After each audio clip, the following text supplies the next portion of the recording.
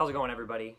Recently I've been working a lot with rhythm changes and learning some walking bass vocabulary with that, and I posted a video the other day of me playing an entire memorized chorus, and I had a couple people asking me how I was able to remember it and not read anything or not read chord changes, so I wanted to go into that a little bit today. So the example that I've been working with is from Jim Sinette's book, Jazz Bass Architecture and Language, and the other day on my video I played example number 57. But basically what I do, it's not a super complicated process. I basically will just piece together the first line.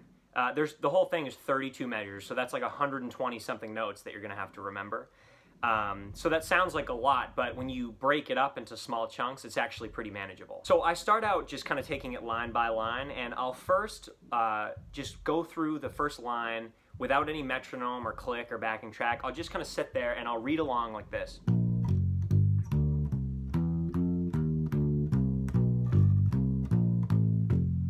So once I've pieced that together, and that should take, that could take you 10 minutes, that could take you 30 minutes. It all depends on how quickly you're able to digest information like that, but everybody works at their own pace. But basically, once you have that memorized a little bit and you're able to comfortably read along, start doing it along with a metronome, just the first line, and then try to slowly phase out reading the page.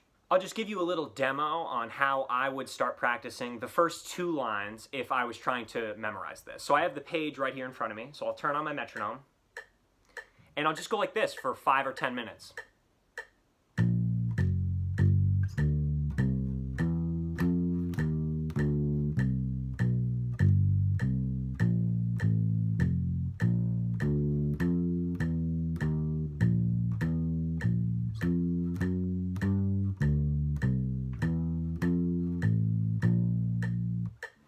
So I'll just repeat that for as many times as it takes for me to memorize it, and then I'll basically just move on to the next chunk. So once you've done that with, 2 lines, 2 lines, 2 lines, once you've repeated them all enough, they become ingrained and they just become muscle memory. So really this process is all about repetition and making sure that it becomes muscle memory, and before you know it, you've memorized 128 notes or whatever it is, and you're playing the thing really fast and you can start playing it with people.